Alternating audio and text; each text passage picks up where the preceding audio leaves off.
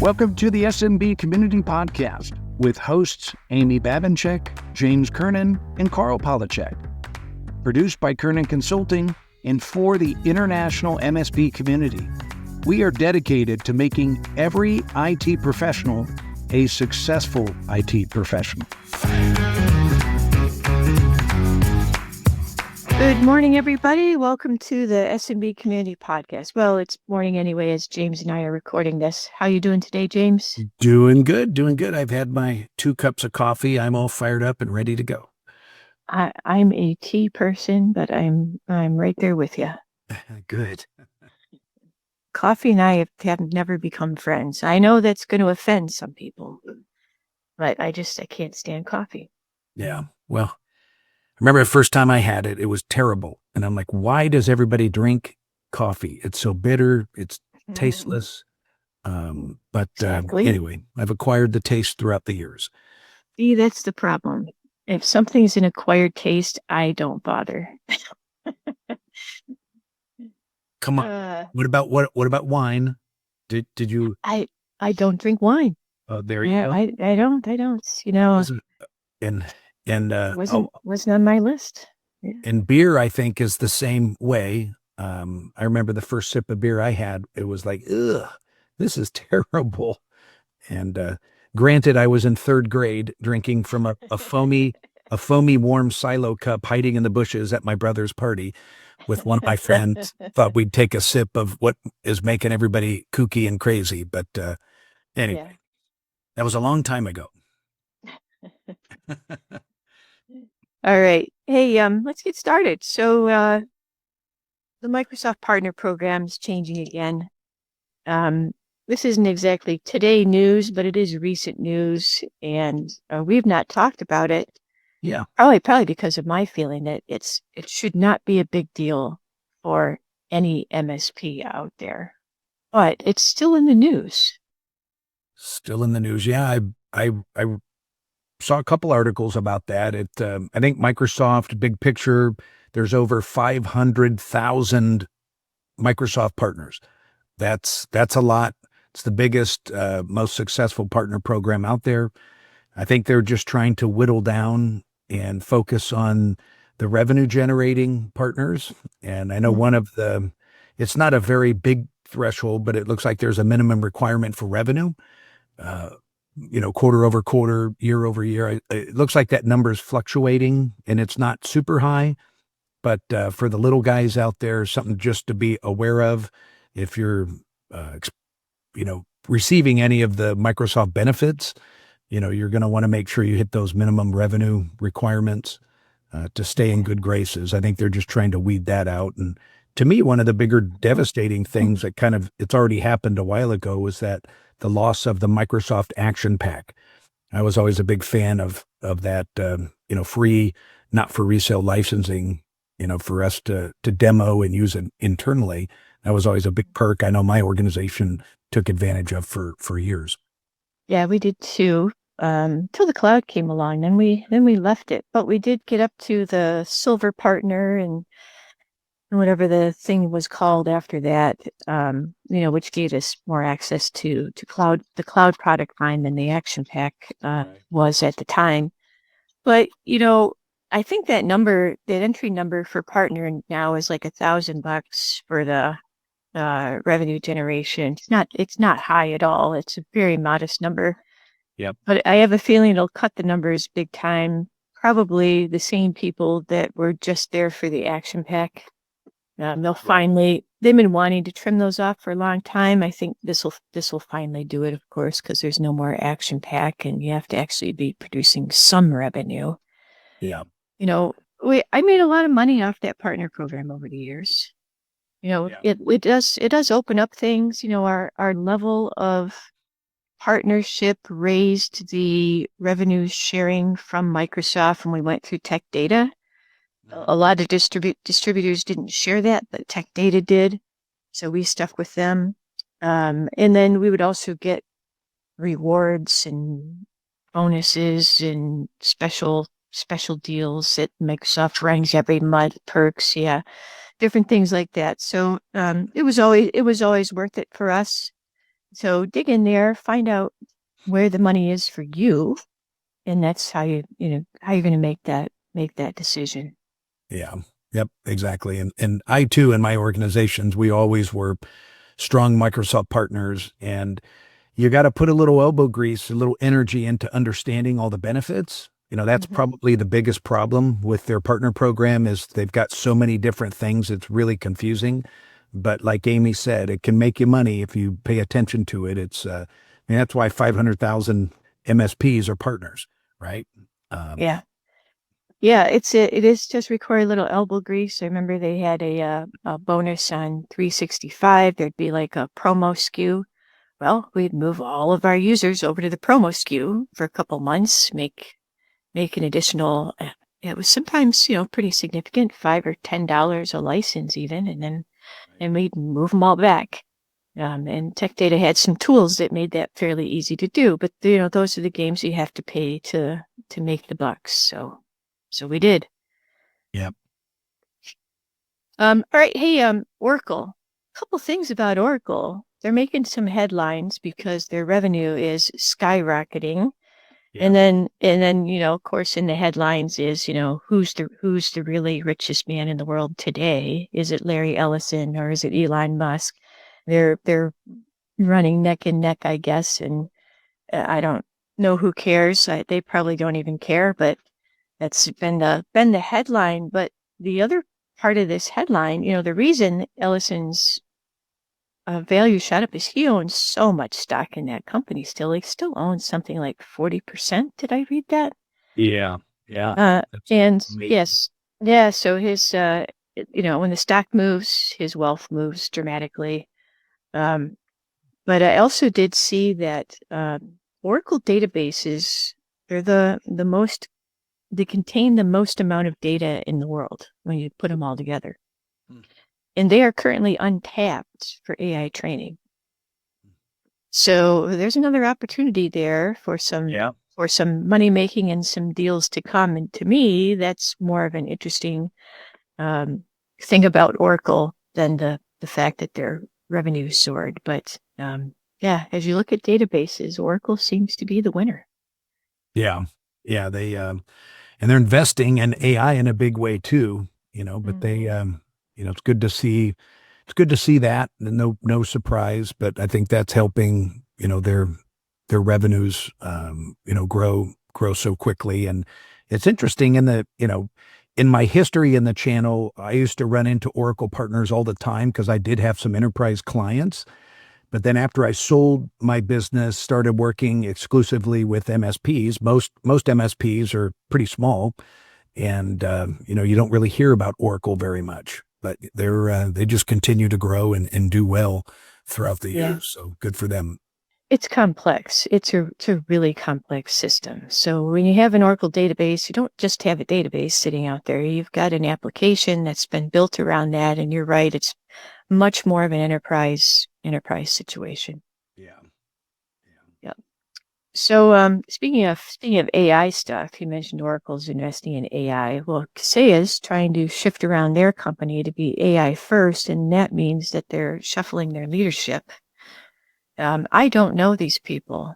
I'll go ahead and butcher their names. Anthony Anzavino, Chief Revenue Office, and Pratik Water is Chief Technology Officer. They're moving it all around. We still have one familiar name out there. I'm stumbling. Dan Tomaszewski, I believe is how he pronounces that. Yep. Yeah. So he's still out there in the channel doing good things for partners. And so there's aligning their AI first platform with their people. That makes sense, doesn't it? Yep, absolutely. It's good to see Dan, remaining in that channel role because he's such a community leader, and we all know him, and it's one great thing Kaseya has going for him for sure. I think so too, and some consistency in that customer-facing role I think is really important. Yep. Yeah. So Apple had big announcements this week. It came out with all their new all their new phones, iPods, watches, I'm iPods. I'm going to say AirPods. Man, I am stumbling today. I should have let you take the lead, James. I think it's the tea. I think it's the tea. I'm just saying. Oh, maybe we can blame the tea. Yeah, a couple interesting things out there. Their flagship product is a couple $1,000s, but their other ones did not change price. Yeah. And we were expecting some big price increases from Apple, but for the moment on these immediate releases, they've managed to hold it consistent.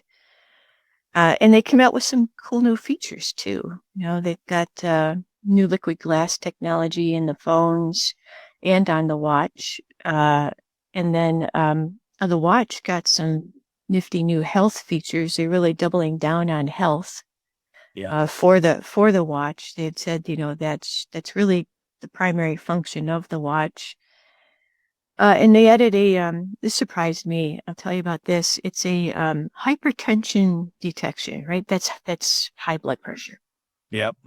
And they said, Apple said, they expect to diagnose or help people diagnose 1 million new cases of high blood pressure from people that didn't know they have it. And that's really awesome because it's right up there as top killers. So you do need to find it, be aware of it, and treat it. Well, what really surprised me was that they thought they could find that many more new cases because the entry level on that watch is something like $400. I would think that people that were buying that would be of the class of people in the country that have health insurance and are hopefully taking better care of themselves. But I mean, I don't know, either I'm wrong or Apple's wrong. I don't know. It was good to see Apple hold the price though on several of their devices. I thought for sure everything was going to go up like you'd hinted at because of the tariffs and parts and costs, just everything, seems to cost more. So I'm glad to see that. I don't know if the market would have absorbed that. So honestly, I think that was a really smart decision. That $2,000 iPhone though, that looks pretty sexy. I might have to convert after years of being an Android guy, but all right. cool Welcome to the club. Yeah. I am not going to get a new phone. I have the 16, so I'm usually like an every other model person. I may get a new watch though, because I do really appreciate the health functions on the watch. I do too. I wear that watch typically on the weekends and sometimes when I exercise, but the watch to me is almost like a Fitbit. It's all about me tracking health.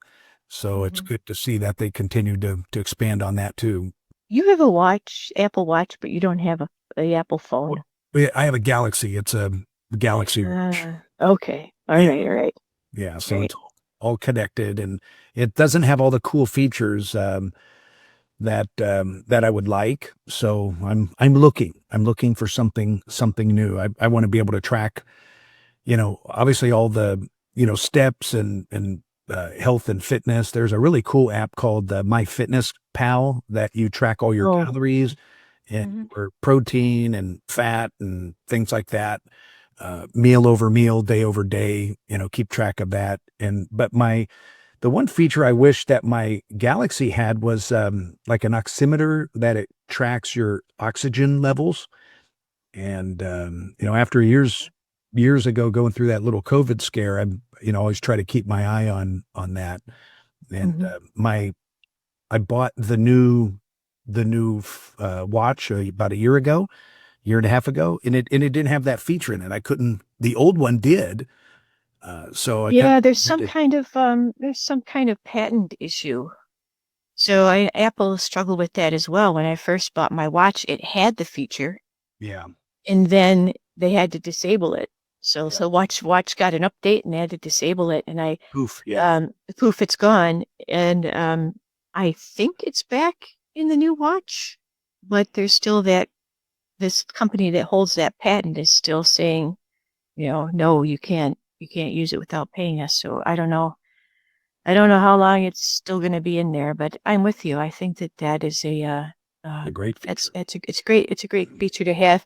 So the other feature that I like in my Apple Watch a lot is non-health related, but I have the cellular chip. So I'm an AT&T person.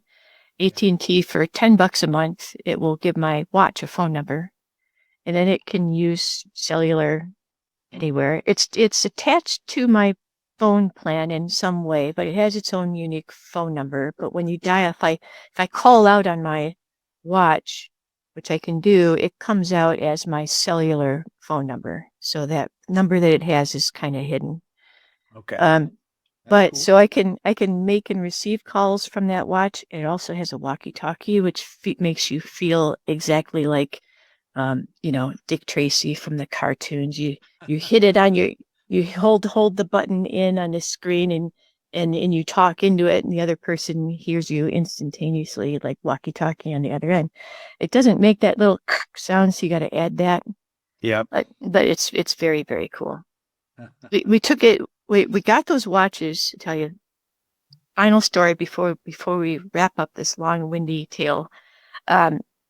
We got these watches before we went on a cruise to Antarctica, and he said, "We're going to use it for whales. So, like, if you're someplace and you see a whale, walkie-talkie and be like, whale port side, And we did. We did that. So it was awesome." I'm waiting for that feature to come out, that translator that it'll listen to a foreign language like French, Italian, and immediately translate it so you know what they're saying. That is a super cool feature, and that reminds me that I read this morning that it's only available for non-EU residents. So the EU has very strict regulations to encourage competition, right? So they don't like things that are always on, automatically on, that kind of thing.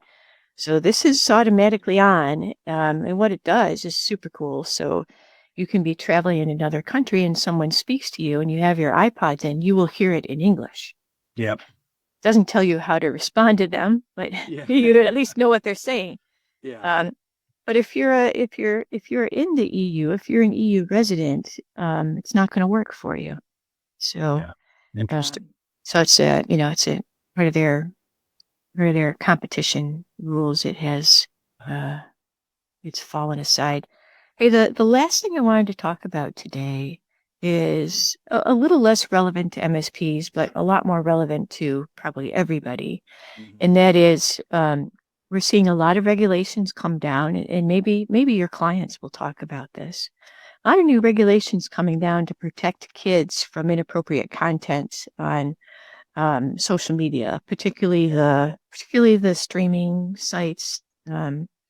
So South Dakota, Wyoming have both put fines out there, and then there's a few other states. Mississippi, I know, is one of them. And then I just saw that the country of France has decided to require an age test, and they're even considering some sort of criminal case against TikTok for their refusal to participate in that. Interesting. So, a lot of things going on to try to protect minors from inappropriate content. I'm actually happy to see that. There needs to be some more accountability, and I'm normally not a regulation type of guy, but I think it's been free reign for so long.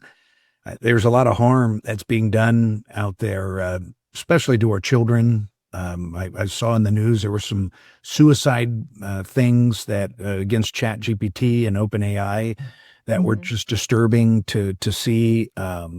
And I'm glad that they're trying to crack down on that. So that's good news. Yeah, California is the only one I've seen so far that has any AI content regulations for minors. They just enacted that. I think it takes effect in January. So yeah, I mean, it's good to have sort of that wild west in the beginning to let the new technologies grow and see where they land and what they can do.